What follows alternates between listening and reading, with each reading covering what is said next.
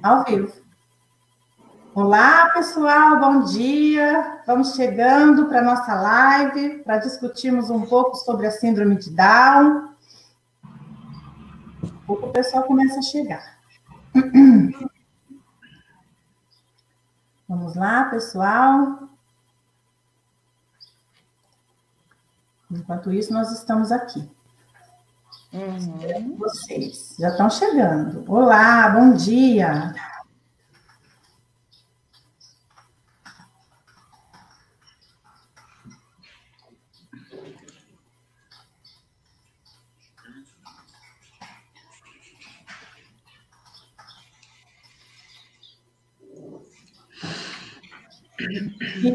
Vão dando um alôzinho aí para nós, quem está chegando. Nós já estamos aqui preparadas para receber todos vocês.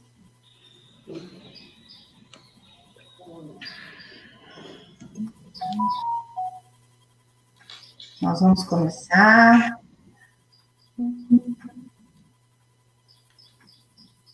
Olha lá, estão chegando. As nossas amigas. Vamos lá, então vamos lá. Bom dia, Eliane, bom dia, Ana Paula. Bom dia. Bom dia. Bom dia.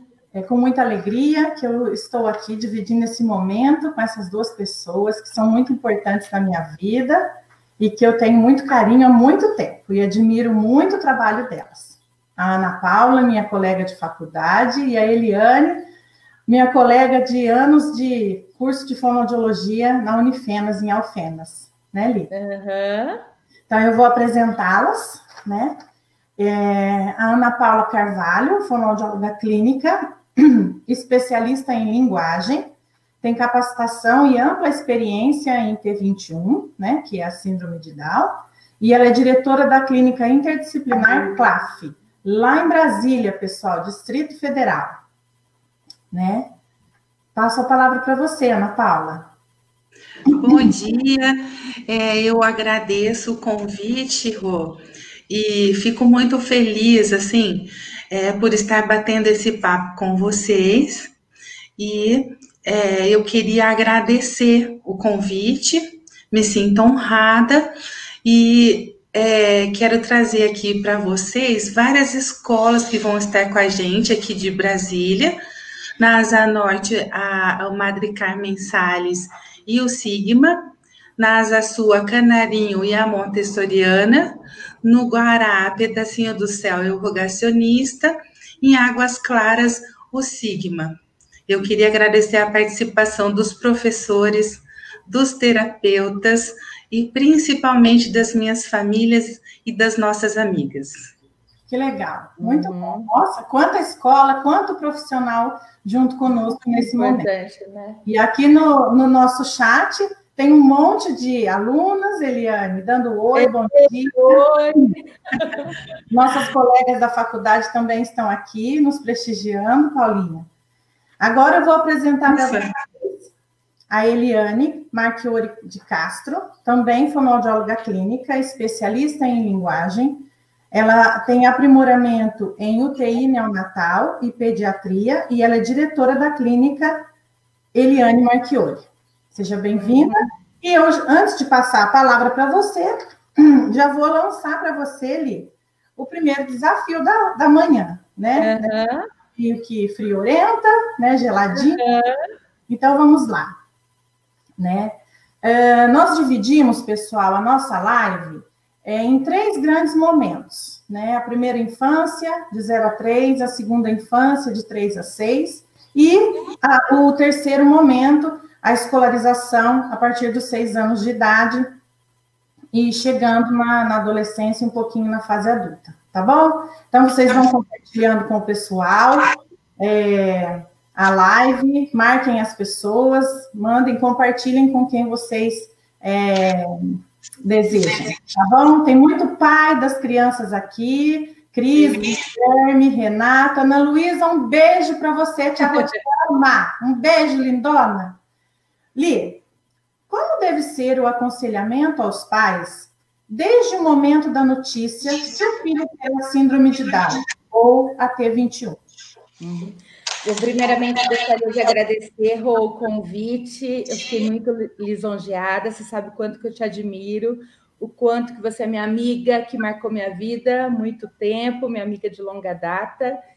E já vivemos grandes histórias aí, né?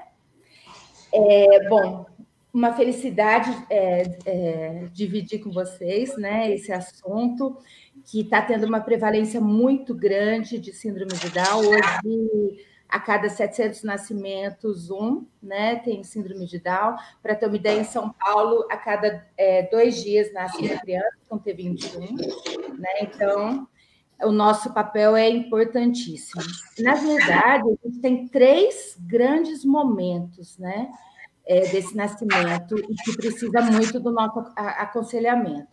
O primeiro momento é quando a mãe faz o pré-natal e faz todos os exames e ela não foi diagnosticada, então ela não fica sabendo. Então tem o exame da translucência nucal, né, que mede, tem a amniocentese, que é um exame mais invasivo, mas mesmo assim ela fica sem saber o diagnóstico e tem essa questão do luto na hora que nasce, né? Isso vai impactar profundamente na hora da amamentação e de todas as funções, né, que a criança tem que adquirir.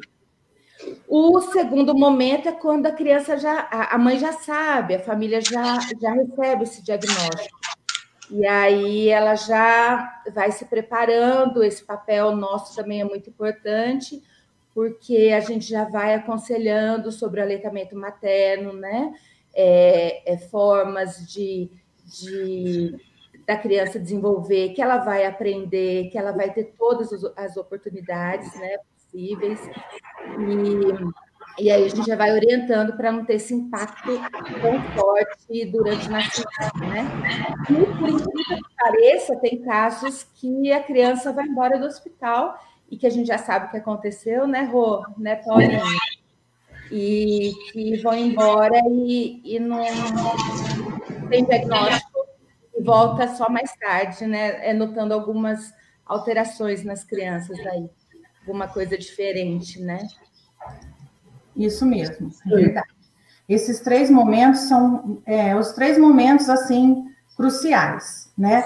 Eu não sei se alguma de nós, meninas, que deve estar com o som um pouquinho alto e deve estar dando um pouquinho de microfonia. Dá uma baixadinha no som de vocês para ver se melhora. Vocês ouviram um barulhinho de vez em quando? Dá uma baixadinha no som aí para ver se melhora para o pessoal. Eles estão dizendo que o som está ótimo, mas vamos dar uma baixadinha para que fique esse ruído. Sim. Certo? Tem alguns de nós com o som alto. Ainda está alto. O meu eu abaixei. Isso. Bom, Li, esses 3 momentos são realmente importantes, né? A notícia que é dada à família, a forma como é dada e o conhecimento que esses profissionais que dão essa notícia têm sobre o trabalho com a síndrome de Down é de extrema necessidade, né? Se eu tenho um profissional preconceituoso que já vai dizer para a família que essa criança não vai aprender, ou que essa criança vai chegar até tal idade e não vai aprender mais, ela não vai passar do 5º ano, ela não vai passar do 2º ano, é complicado, né? São questões que impactam de uma forma muito negativa na forma como a família vai dar os primeiros passos para a busca dos tratamentos, não é verdade? Sim. Bom, então agora, Ali, eu queria vamos entrar um pouquinho mais no nosso trabalho e nas questões que nós podemos ajudar essas crianças. Então, eu gostaria que, inicialmente, você fizesse ressaltasse os pontos principais, porque a gente tem noção que esse assunto, a síndrome de Down, é um assunto que daria horas e horas de discussões, né? Mas eu gostaria que você abordasse para nós os pontos necessários ou primordiais do trabalho com as questões motoras, orofaciais, com as questões musculares da região orofacial, tá bom? Então, a gente começa com o aleitamento materno, né, que é de suma importância, porque, principalmente nessas crianças que os pais não sabiam, né, que iam ter uma criança com T21, já pode impactar aí e ter uma dificuldade grande de aleitamento materno. Continua alto, né? Então, o que é importante? Orientar sobre posicionamento. Tem várias técnicas. Cada criança, mesmo... Como é que abaixa o som? Hã? Nada não. Cada criança é de um jeito, mesmo tendo todas as características em comum que tem a síndrome de Down, né? O T21. Mas tem técnicas, tem uma técnica que seria um pouquinho mais facilitadora, que pode colocar a criança na posição cavalinho, fazer uma mão bailarina para dar apoio para a mandíbula do bebê, para ele se regular melhor, né? Apoio para a mama, orientar com relação a todo esse trabalho até a transição da questão alimentar, né? Então, um erro que os profissionais cometem é ver que a amamentação é um ato reflexo, e se a criança está amamentando, está tudo bem, pode ir embora para casa e voltar com 6 meses. E isso não pode acontecer, né? Porque depois a musculatura, toda a característica que a síndrome de Down tem, né? De uma boca menor, a tuba auditiva menor, né? Que pode ficar cheio de líquido, o ouvido, outras questões, a língua protruída, né? Então, se eu deixo essa criança, eu não trabalho toda essa hipotonia que ela apresenta, né? Que isso vai impactar lá na frente, lá nas questões da fala propriamente dita. Então, eu tenho que cuidar muito, muito dessa questão motora, porque a hipotonia é uma das características, né, que mais acomete a criança com T21, né?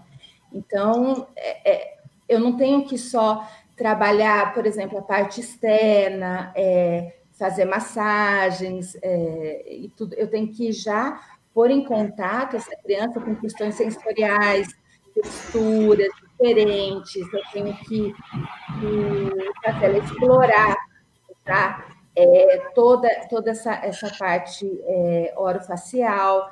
Tem que ter uma postura adequada de língua. Então, quem vai ensinar isso é o fonoaudiólogo.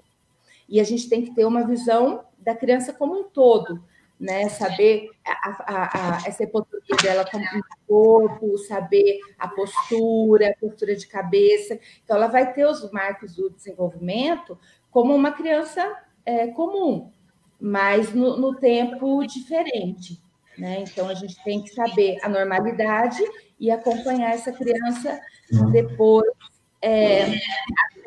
até a aprendizagem, né, Rô? Porque não é só a primeira infância, né, que é importante. Então, essa tríade aí de terapeuta, família e escola, que você vai falar muito bem depois, é importantíssimo, e a gente precisa desse auxílio, precisa dessa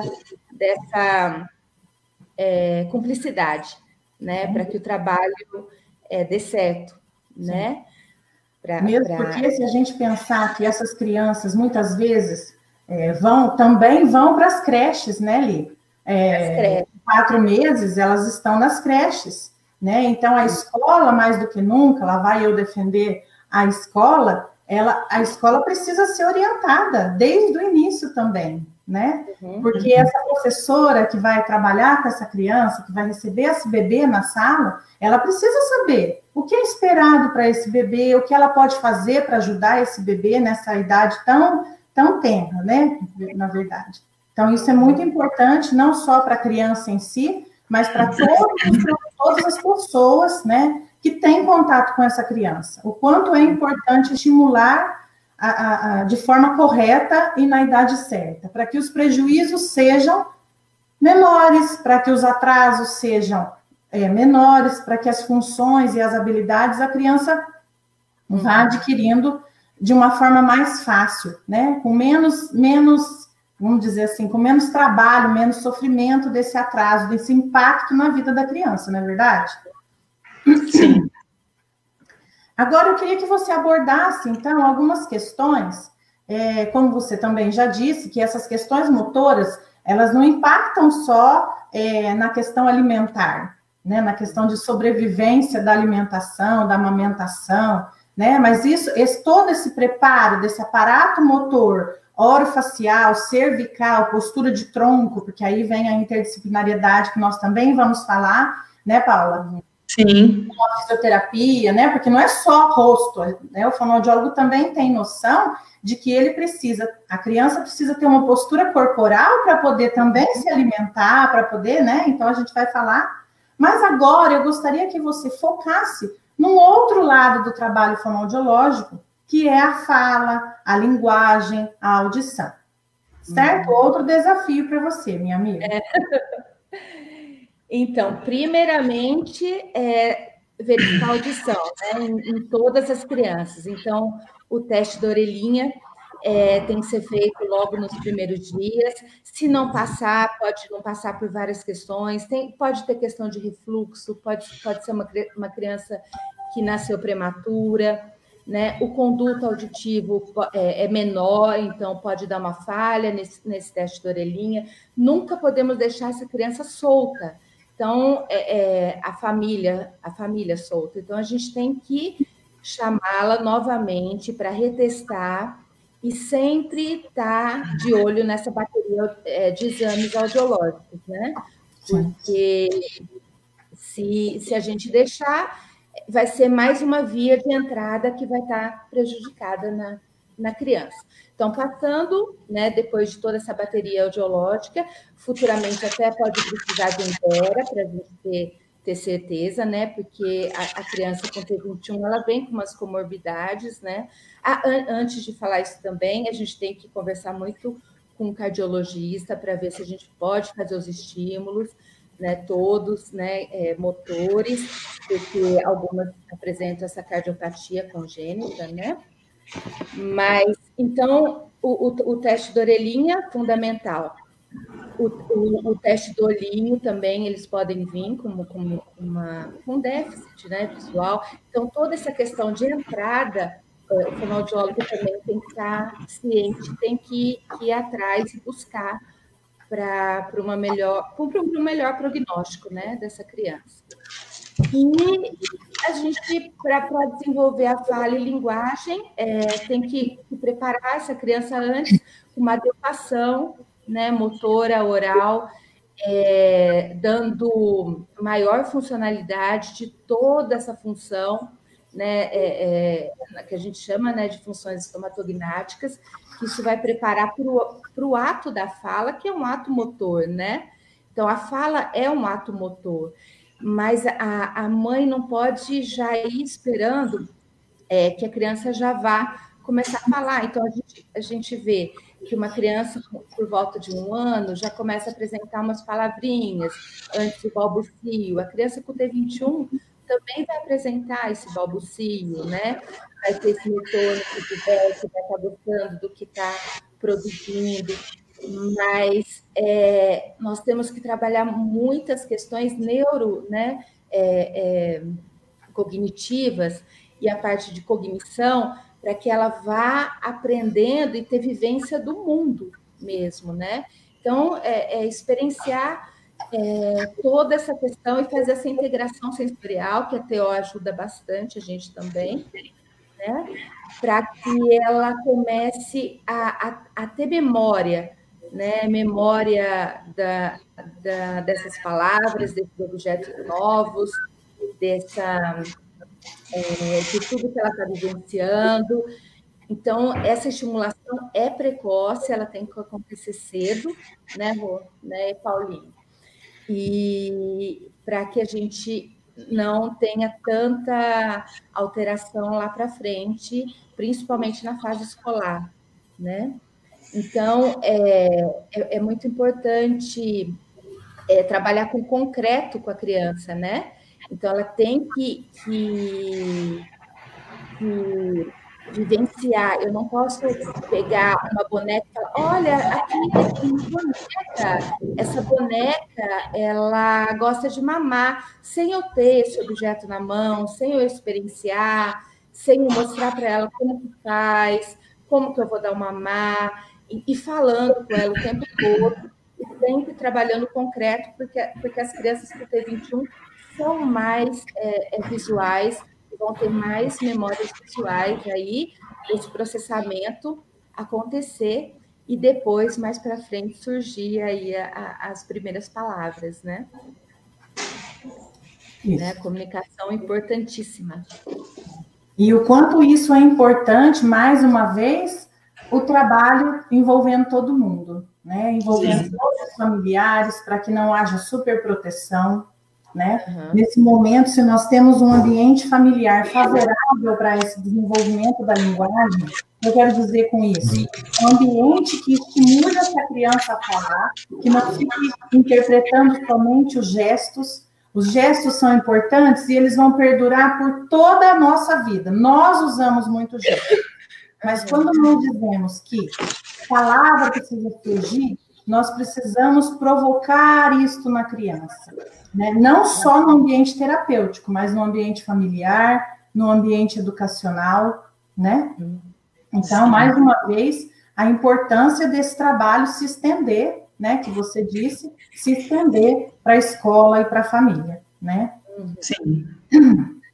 Bom, todas essas questões, pessoal, se vocês quiserem fazer complemento, comentários aqui no nosso bate-papo, podem colocar, porque como ela vai ser salva no Face, quem for assistir a live depois pode olhar os comentários de vocês, pode complementar o que nós estamos falando com a opinião de vocês nos comentários. Tá certo? Isso é muito importante, porque uma live jamais vai suprir todo o arcabouço de possibilidades de um trabalho com a síndrome de Down, com a T21, né? Muito obrigada, Ali, por enquanto, e vai fazendo um repescagem aí nas suas questões, ver se você deixou alguma coisa para trás, que agora eu vou passar a peteca para minha amiga. Ai, boa. Né? Eu falo que essa pandemia, embora tenha muitas coisas estranhas, mas ela nos trouxe uma aproximação com pessoas muito queridas, né? Você foi uma delas, Paulinha, que a pandemia me trouxe um contato muito mais íntimo agora, né, do que há muitos anos que nós ficamos sem se falar, assim, com facilidade, não é verdade? Você é a minha amiga irmã. Um beijo. Muito por vocês e muita admiração por todo o trabalho que vocês fazem. Esses dias discutindo toda a possibilidade de trabalho que cada uma de nós faz com a síndrome de Down, a gente fica maravilhado com as possibilidades dessas crianças, desses jovens, né, com o poder das famílias, né, o poder das escolas, né, e o poder da tecnologia em impulsionar tudo isso, né? Sim.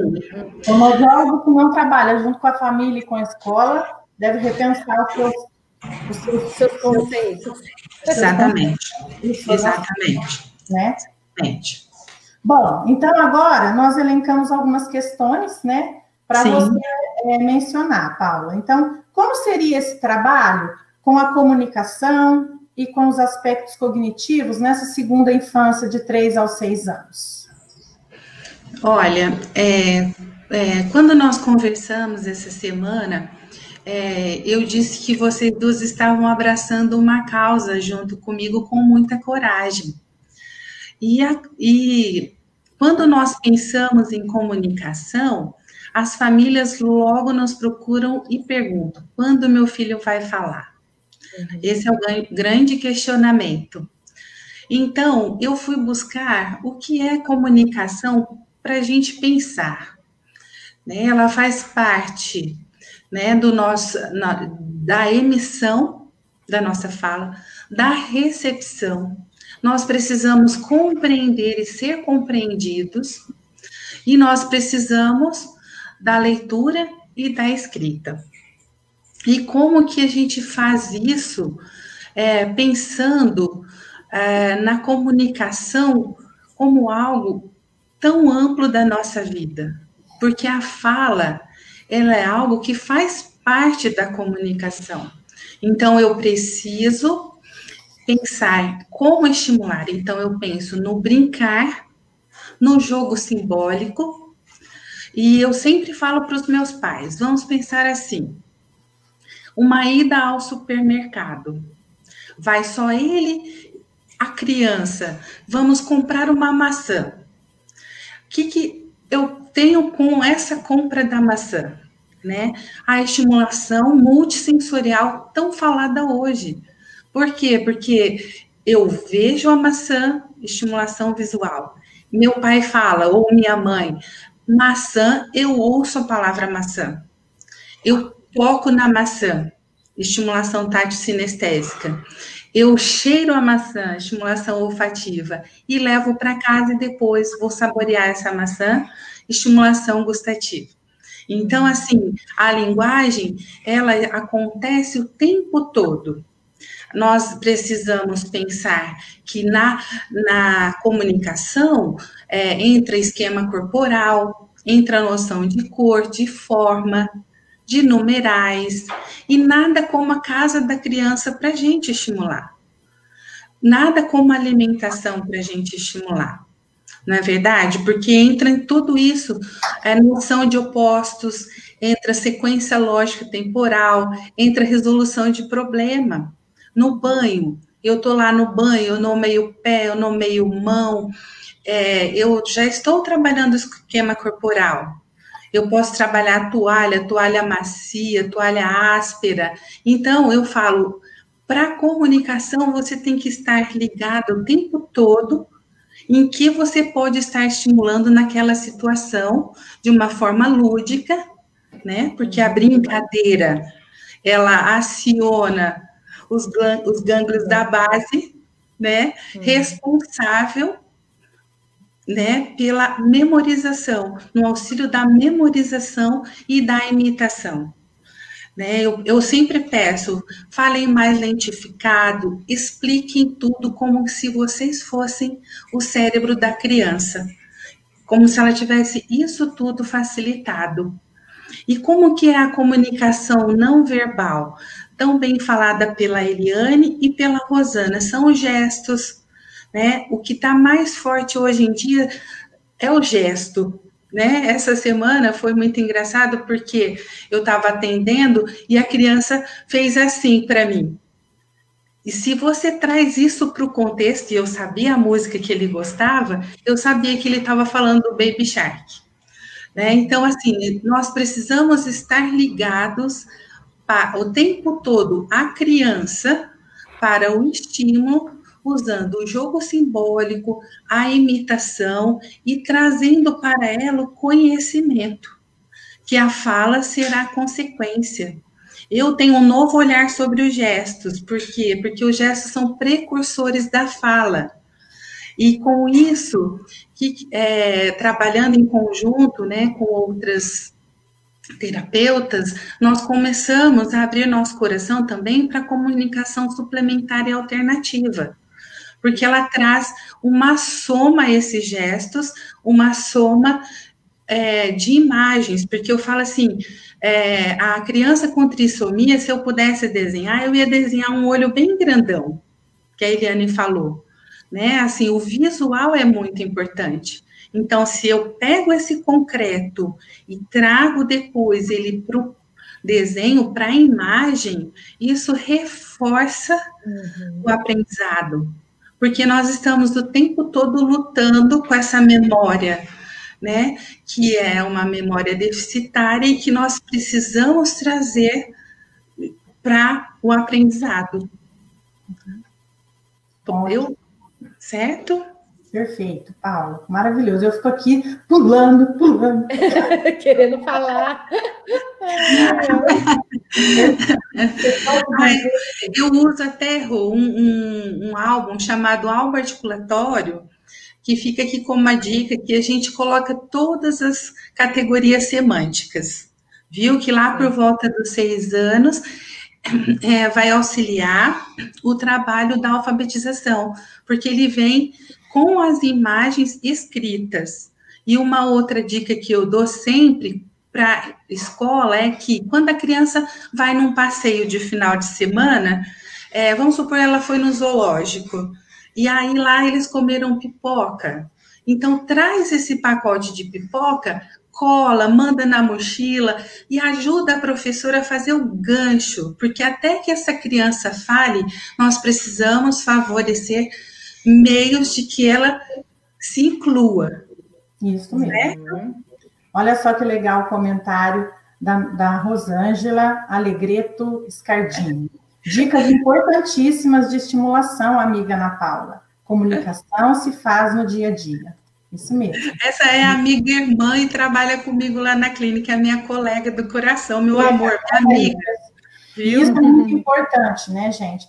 E somado a toda essa contextualização que a Paula traz, né, o trabalho fonoaudiológico está na base, né? Porque há estratégias e técnicas fonoaudiológicas que vão dar alicerce para toda essa comunicação emergir, seja a comunicação não verbal, juntamente com a comunicação verbal, né? Porque, como eu já disse, ninguém está excluindo os gestos. O que nós não desejamos é que essas crianças que têm condição de desenvolver a oralidade, que essa oralidade aconteça. Aqueles que nós percebemos que não têm condição de desenvolver a oralidade por comorbidades que a criança venha a apresentar, ou por condições cognitivas mais graves, mais severas, aí entram as questões, como a Paula disse, as questões da comunicação alternativa, né, Paula, que realmente é de extrema necessidade, e são diversas possibilidades que nós podemos usar, né,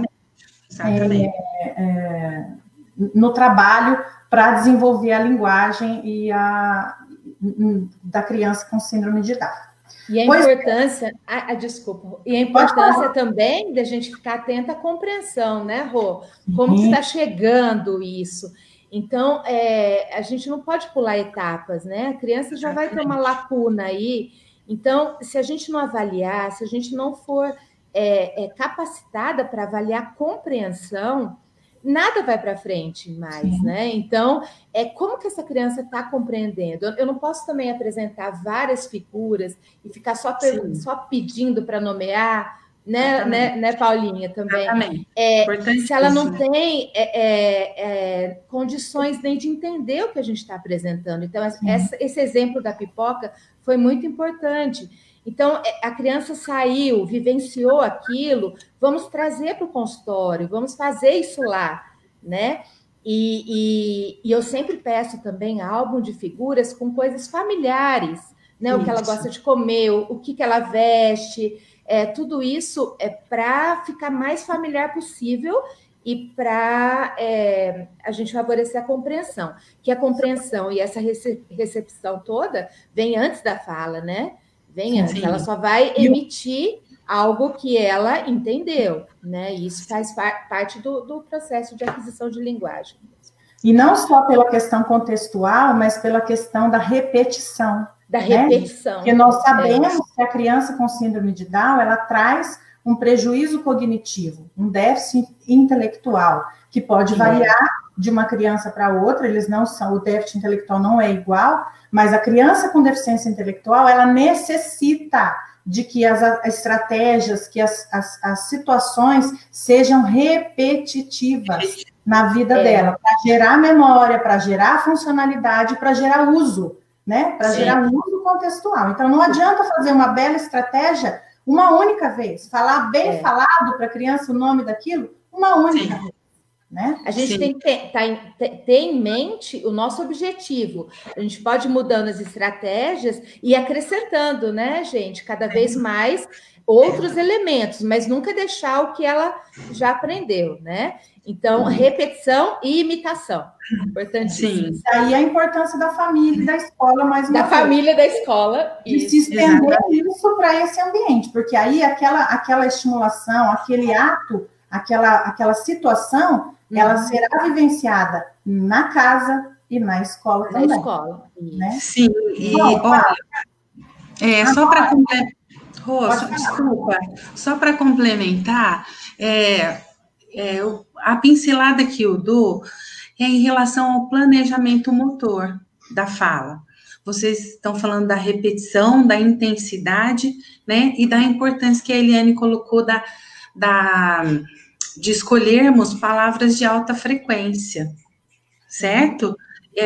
E para fechar, uma avaliação de apraxia da fala, ela começa desde que a criança nasce, né, até 3 anos e meio, mais ou menos, e que ela tenha um repertório de fala para conseguir fechar o diagnóstico, certo?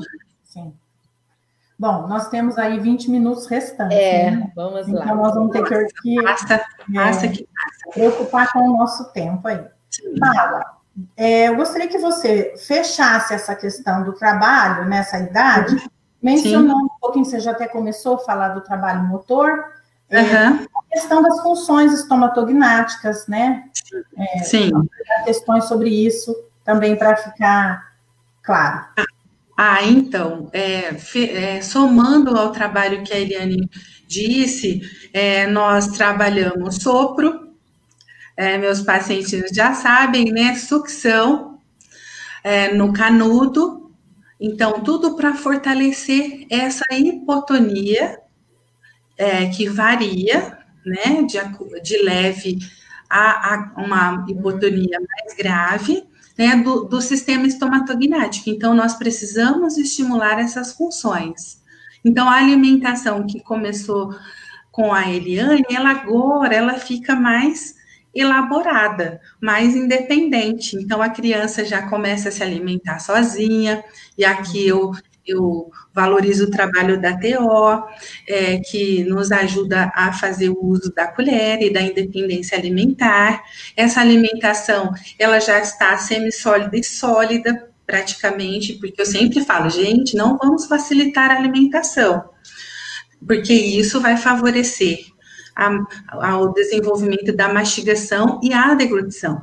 E na trissomia, uma coisa que precisa ser falada, a mastigação precisa ser trabalhada, porque senão a criança vai fazer somente o processo de amassamento e deglutição. Então, nós precisamos trabalhar essa família para que ela treine a lateralização de mandíbula também, completando o processo mastigatório. E o sopro importantíssimo, porque ele já é um pré-requisito para os fonemas fricativos, né? Então, assim, eu falo, de quebra nós já temos 6 fonemas quando eu trabalho o sopro. Então, assim, conseguiu sugar, eu dificulto o copo que eu uso. Então, a gente vai sempre favorecendo as funções, respiração, sucção, deglutição e mastigação. Ótimo, perfeito. Eu tenho uma mãe da Ana Luísa, ela está aqui assistindo, né? Linda. Eu atendo a Ana Luísa desde os 7 dias de vida, e hoje ela tem 15, né? Um beijo, meu amor, eu te amo do fundo do meu coração. Que também é uma amiga de vida, né? De uma vida inteira. Ela fala assim, para mim fica muito claro, principalmente no início, né? Tudo que nós ensinávamos para a Ana Luísa demorava no mínimo 1 mês para a Ana Luísa aprender. A gente lembra muito bem do cuspir. Quando a gente trabalhar a escovação com a Ana Luísa, e a Ana Luísa tinha que cuspir, para não engolir a água, não engolir a pasta, né? Então, nossa, foi assim, né? Mas nós somos categóricos, né? Então, isso ficou muito forte para a mãe dela, né? Porque tudo que a gente mudar, então agora nós vamos ensinar isso, agora nós vamos trabalhar isso, agora nós vamos trabalhar isso. Aí a Renata ainda falava, lá vem mais 1 mês de trabalho.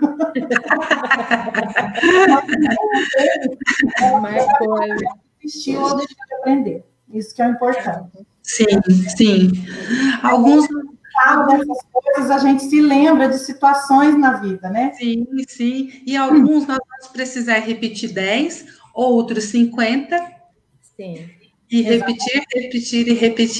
Exatamente.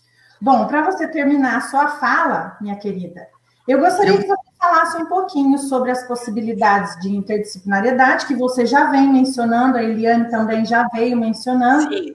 Então, e com as possibilidades de comorbidades que a gente sabe que a síndrome de Down traz, né? E que a gente deve ficar, dependendo da comorbidade, o nosso enfoque, o nosso trabalho, a forma como nós orientamos a família, a escola, muda. Sim. Então, dá uma resumida nessa questão. Eu vou dar uma pincelada, né? Então, aqui em Brasília existe o Apsidal, que é uma equipe maravilhosa de acolhida, quando a família, justamente aquilo que Eliane colocou, assim que nasceu, o ápice já recebe. São maravilhosas, né? Tem uma equipe interdisciplinar. Então, assim, eu sou muito feliz porque eu tenho que agradecer, né? Então, assim, vamos pensar na questão fonoaudiológica. Então, em relação ao ápice, eu já agradeço as fisioterapeutas, as TOs e as fonos que fazem a acolhida lá. Eu preciso agradecer os otorrinos por conta da questão auditiva, então eu vou mencionar a nossa interdisciplinaridade e coloco uma comorbidade, tudo bem? Os otorrinos são importantes porque nós temos uma tuba auditiva em disfunção, né? Um conduto auditivo estreito e horizontalizado e muita frequência de otite. Então, precisa ser muito acompanhado para se evitarem as perdas auditivas, que são condutivas. Em segundo lugar, o oftalmo, por conta das dificuldades tão importantes lá no teste do olhinho.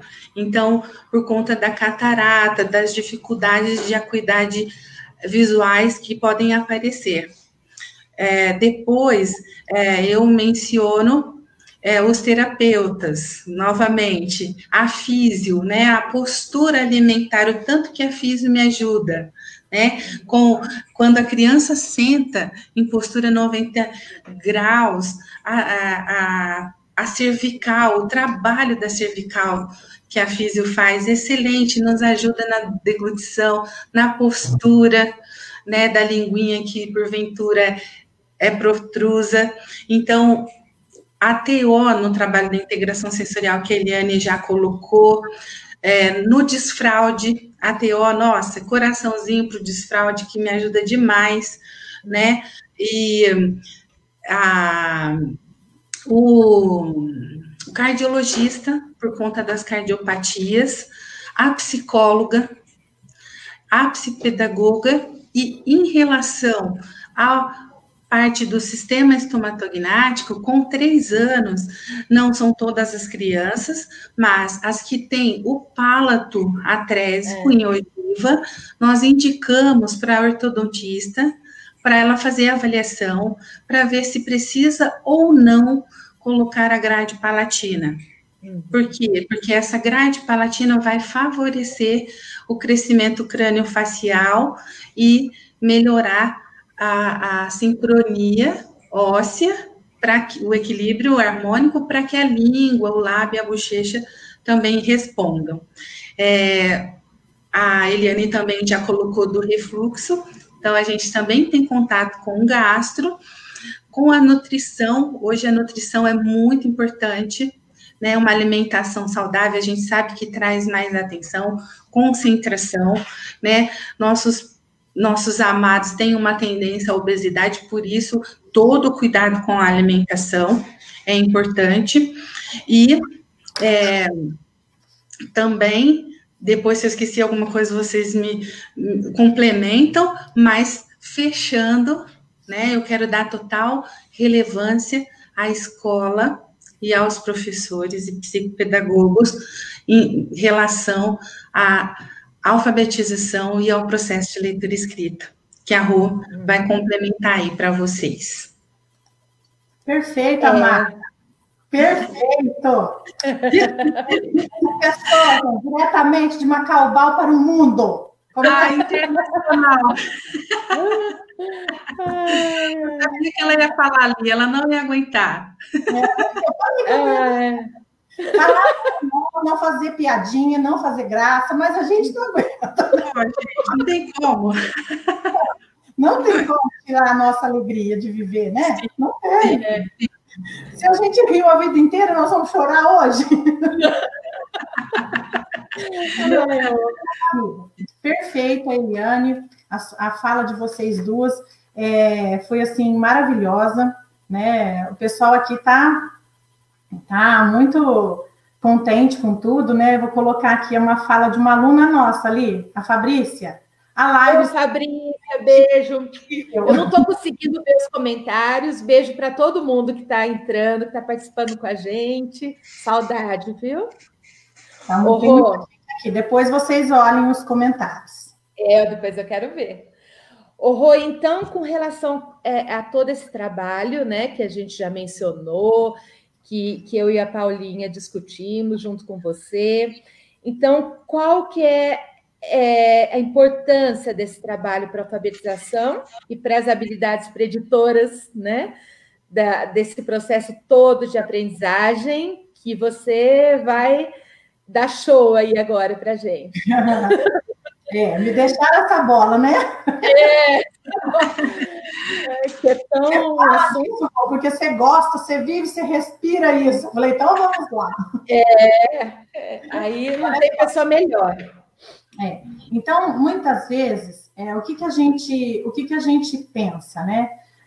A criança chega para nós na educação infantil, a gente já vem falando da escola desde a primeira fala da Eliane, né? Então, desde quando a criança entra na creche, a importância da orientação fonoaudiológica com relação à alimentação, com relação à mamada, a questão da postura no berço, né? Enfim, né? São muitas questões que estão envolvidas no ambiente escolar. Se você pensar que a criança passa metade do dia dentro da escola, e tem criança que passa o dia inteiro, né? Que o pai pega na escola às 5 horas da tarde, a criança já tomou banho, já jantou, né? A gente sabe, essa é uma realidade desse Brasil com dimensões continentais. Então, a escola é um espaço onde, né, a princípio, a criança vai usar, né, de toda essa questão motora e linguística e cognitiva que já foi preparada e que é ressaltada neste ambiente. Então, a escola também, ela não é um ambiente só que vai receber as habilidades da criança, mas ela também tem que entender que a escola também é corresponsável por este desenvolvimento. Né? Se eu entendo que eu sou corresponsável por esse desenvolvimento, meu olhar para aquela criança com deficiência muda. Né? Um ponto que eu queria deixar muito claro: a escola não é para só socializar. Uma criança com síndrome de Down não vai para a escola só para socializar. Ela vai para a escola para aprender, assim como todas as outras. Se fosse para socializar, eu mandava ela para a praça. Né? A praça, para a pizzaria, para a sorveteria, só. Porque aí lá ela socializa, ela toma sorvete gostoso, ela vê as pessoas, vê um gato, cachorro, passarinho, pássaro. Não, na escola é algo mais do que socializar. Ela socializa sim, mas eu tenho muitos outros objetivos, além das questões de interação social, que são imprescindíveis para o aprendizado. Não estou desmerecendo a socialização, mas eu não gostaria que ficasse, como eu já ouvi muitas vezes, mas ela não aprende, mas tá bom, só dela estar aqui socializando, ela já tá bom. Não tá bom não, para mim não tá bom não, eu quero mais, muito mais, né? E o que eu penso? Então, toda essa questão que já foi falada por vocês é um precursor, como a Paula disse, para o desenvolvimento da alfabetização. Porque num país onde a nossa língua portuguesa tem como princípio alfabético, né, ela é baseada nas relações entre o som e as letras, principalmente nos anos iniciais da alfabetização, eu preciso que essa criança com síndrome de Down tenha noção do nome das letras, dos sons das letras, e que ela vai se basear tanto na fala dela, né, como na fala do professor, como na fala dos colegas. Então, isso é muito importante, o desenvolvimento da linguagem, tanto na questão de expressão, como elas já disseram, como na questão de compreensão, né? Como eu interpreto o que eu vivencio, como eu compreendo, como eu registro isso. Quanto mais eu compreender, quanto mais funcional, quanto mais contextual for isso, mais forte vai ser o meu aprendizado. Então, a atenção que já foi estimulada, a memória operacional, a linguagem, a coordenação motora, a alimentação, a questão da interação social, a questão das funções executivas, né, a flexibilidade cognitiva, a abstração, o controle inibitório, né, a memória operacional fonológica, o planejamento dessas execuções, tudo isto é precursor, mas também vai se desenvolver neste momento da alfabetização. Então, uma criança com síndrome de Down não vai aprender a ler, vai ler, mas não vai compreender. Existem, meninas, e pessoal que está me ouvindo, muitos mitos com relação ao aprendizado da criança com síndrome de Down, com a capacidade de aprender a ler e escrever, com a capacidade de raciocinar logicamente, que é tão importante para a matemática, para o cálculo, né? Porque nós, como eu já disse, nós sabemos das questões da deficiência cognitiva que vem junto com a trissomia do cromossomo 21. E isso impacta muito no processo de alfabetização. Não é fácil? Não é fácil. Mas é possível, desde que seja feito um trabalho muito preciso, muito objetivo, muito direcionado e muito consciente pela escola.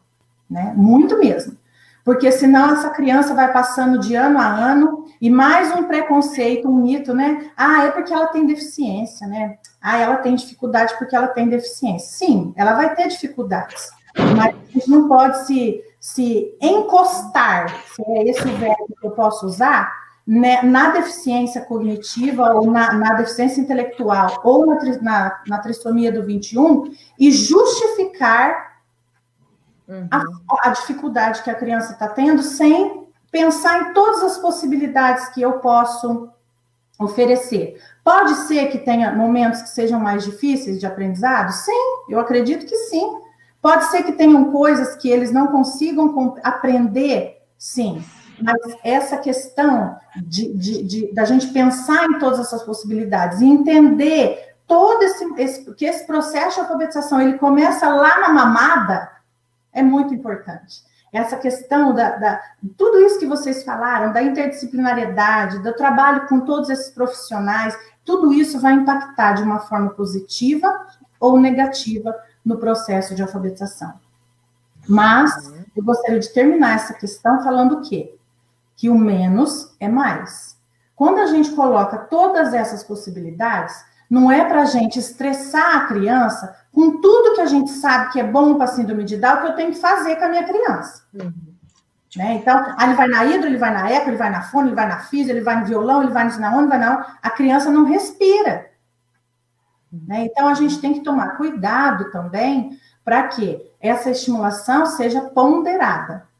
Né? Que essa estimulação tenha medidas, tenha limites para a família, para a criança. Né? Então, é muito importante que isso seja ponderado, né?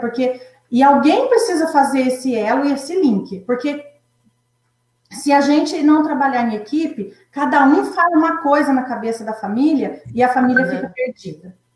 Perdida. Acho que eu resumi, né? Não, foi excelente.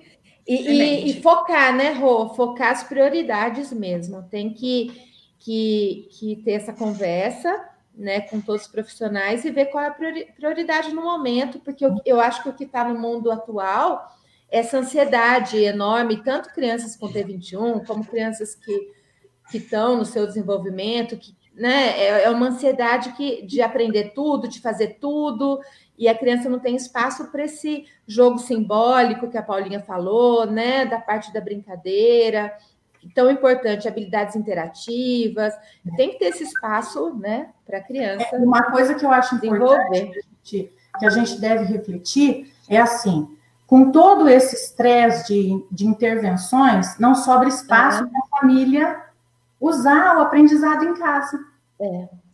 Entendeu? Porque constantemente a criança tem alguma coisa. Que hora que a família vai usar todo esse aprendizado em casa?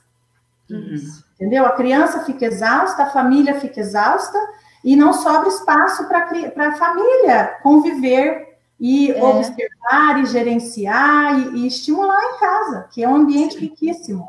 né? E que agora, na pandemia, por conta dos teleatendimentos, telemonitoramentos, essa questão do ambiente domiciliar teve um up, assim, para nós, terapeutas, né? Não que a gente não considerava, mas o fato de, por alguns meses, nós temos que fazer o telemonitoramento, o teleatendimento, o ambiente domiciliar passou a ser um ambiente, um laboratório para nós de possibilidades de intervenções, né? Então, assim, eu que já olhava para o ambiente domiciliar, agora a mãe, o pai, os cuidadores, também um abraço aos cuidadores que estão aqui assistindo conosco, eles passaram a ser a nossa boca, os nossos olhos, os nossos braços dentro do ambiente domiciliar, por vários meses, vamos dizer assim, né? Não vou falar mais, não.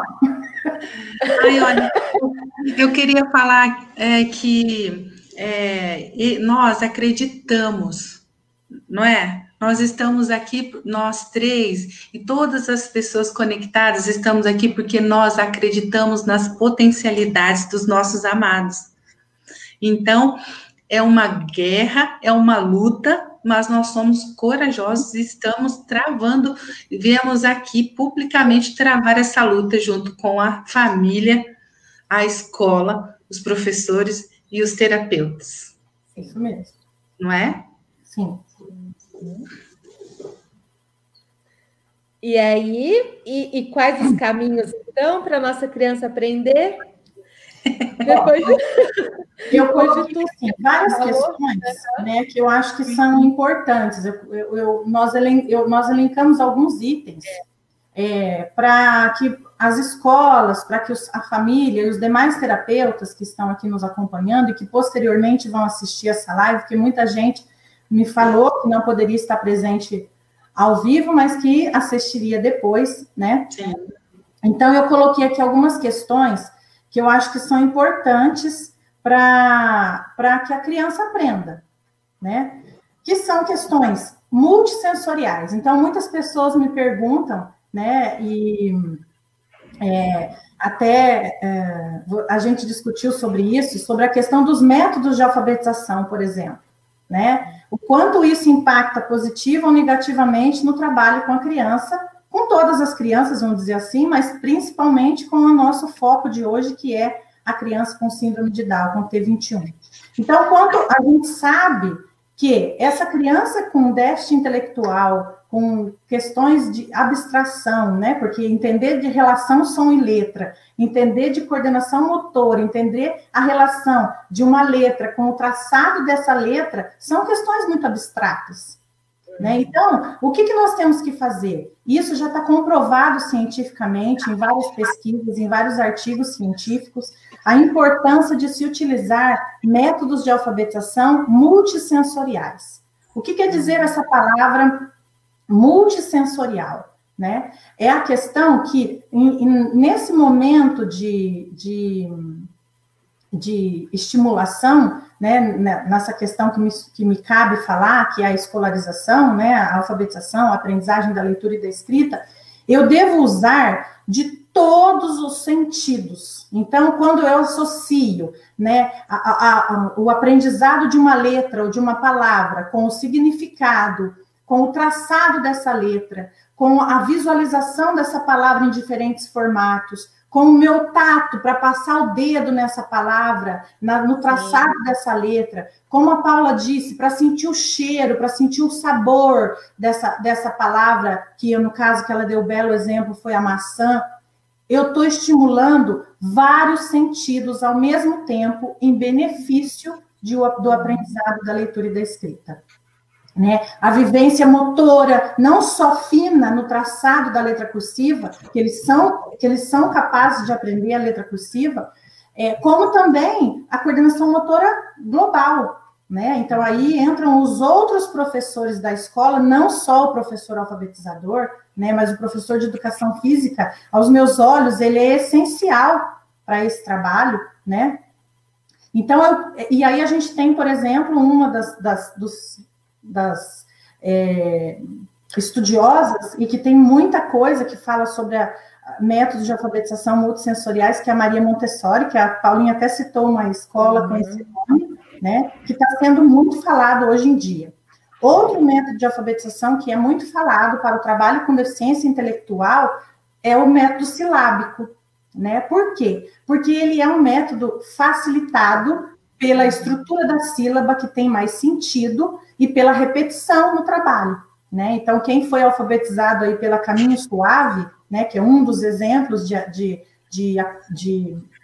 material que tinha imbuído o método silábico, vai entender o que nós estamos falando, né? Então, é um método de alfabetização muito propício para o trabalho com deficiência intelectual. E também os métodos de alfabetização multissensoriais, certo?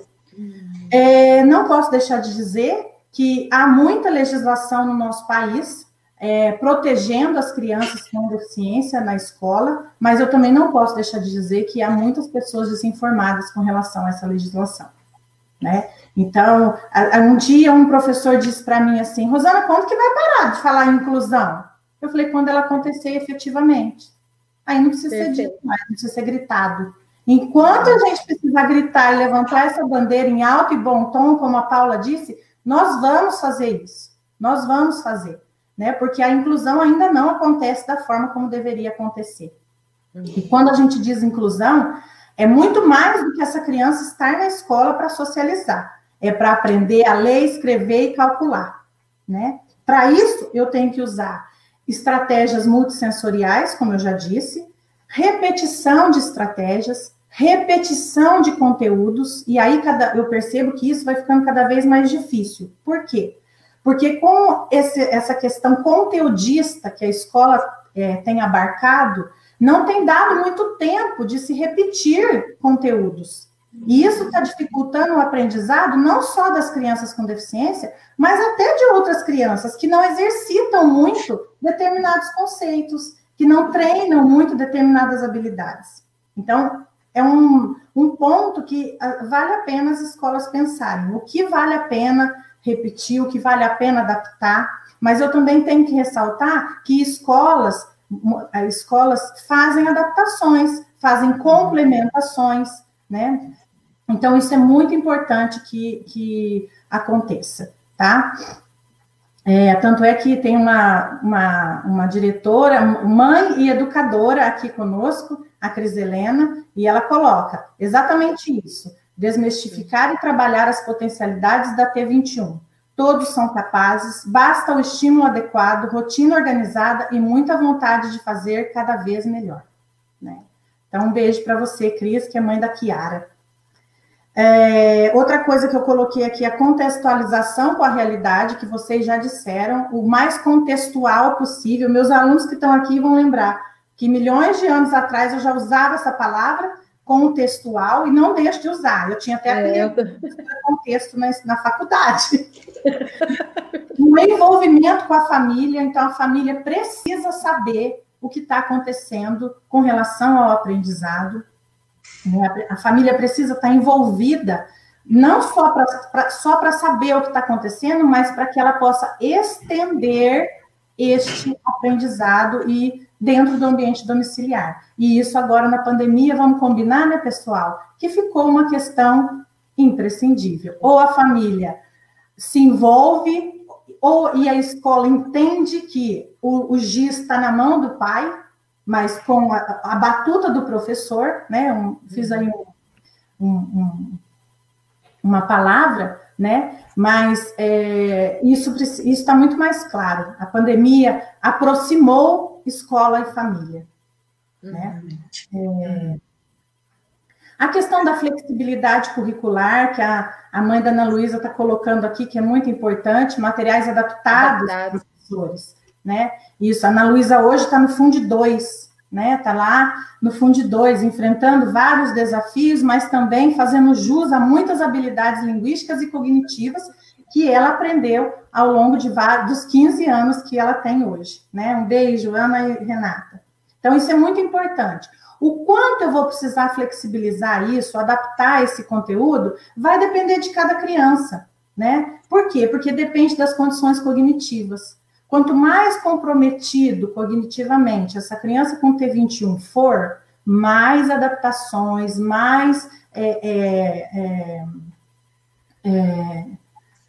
discussão eu vou ter que ter com relação ao conteúdo, né? E também vai impactar também o quanto essa criança foi trabalhada antes, que a gente sabe que tem crianças que levam a sério o tratamento, né? Tem famílias que entendem isso, e tem famílias e terapeutas, né? Vamos dividir aí o peso da carga, que não sabem de tudo que pode ser feito, a família não valoriza tudo que a criança precisa, porque também traz um preconceito que se ela é deficiente, tá bom assim.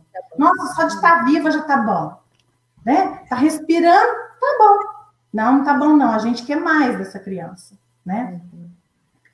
Ter em mente, gente, uma coisa que nós falamos, é que essa criança vai crescer. Né? Foi uma das últimas coisas que nós falamos. Essa criança vai crescer e ela vai se tornar um adulto autônomo e independente, ou um adulto dependente, né? Um adulto com síndrome de Down que vai se inserir no mercado de trabalho, ou um adulto que vai depender de um benefício social. Né? Então, nós não podemos esquecer que essa criança que está na minha mão hoje, que tem 2 aninhos, ela vai crescer, ela vai virar um adulto. Entendeu? E que tudo que eu fizer com ela agora, nesses anos iniciais, na escola, entendeu? Vai impactar lá na vida adulta dela, né? Na independência, na autonomia, se ela vai casar, se ela vai morar sozinha. A gente vê aí nas redes sociais, casais com síndrome de Down, casais morando sozinhos, né? Então, assim, a gente tem que almejar a mesma coisa para eles. Ai, meu Deus, as mães devem estar aí, ai, minha Nossa Senhora.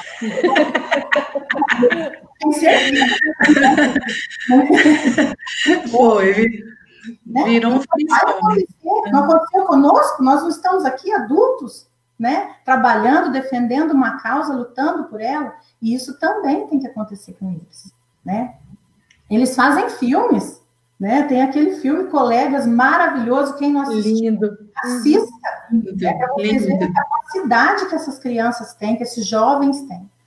E lutando cada vez mais, que eu sempre falo, desde sempre, pela autonomia e independência dessas crianças, né? Que se tornarão jovens e que serão futuros adultos, né? Essa autonomia seja trocar uma roupa dentro de casa, até andar numa cidade grande, andar de metrô, andar de ônibus, se virar, trabalhar, né?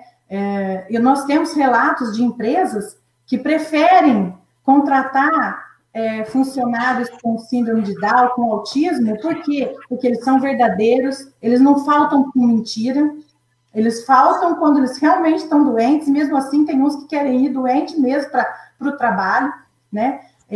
Então, assim, a gente tem muitos relatos de empresas que entenderam a questão da inclusão no mercado de trabalho e na sociedade, né? Então, isso também é um assunto imenso, né? Todas essas questões que nós abordamos são assuntos que a gente daria curso, como diz a Paulinha. Isso não é uma live, isso é um curso.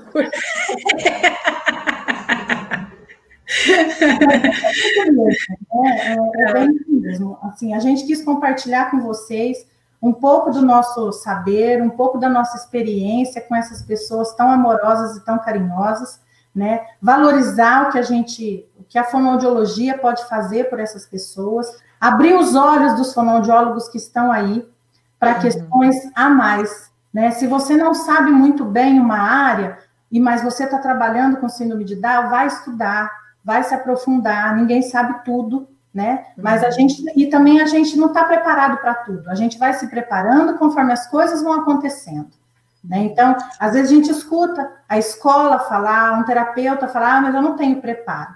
A partir do momento que você recebe um aluno com síndrome de Down, você nunca estudou sobre síndrome de Down e não teria estudado se essa criança não tivesse aparecido para você. Então, é a hora é agora. Entendeu? É agora que eu vou entender o que eu faço com essa criança com síndrome de Down, na minha sala de terapia, na minha casa, na minha família e na minha sala de aula, né? Então, nosso tempo já passou, né?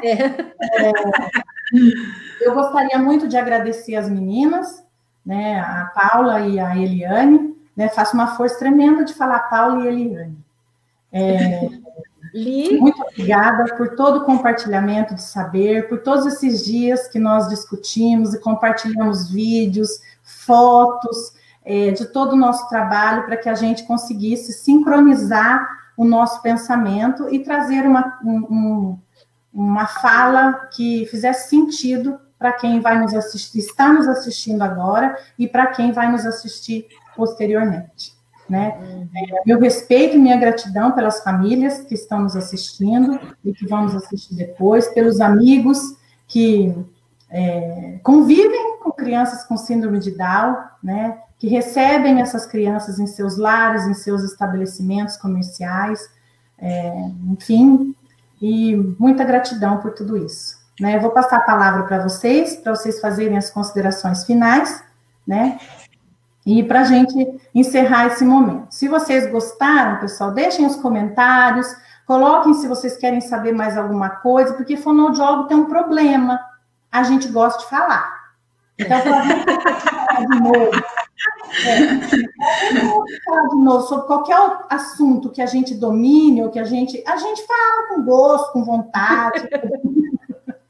Paula, olha, eu só quero agradecer a Eliane, você, as famílias, as escolas, os terapeutas, e falar que o objetivo dessa live, para mim, ele foi alcançado.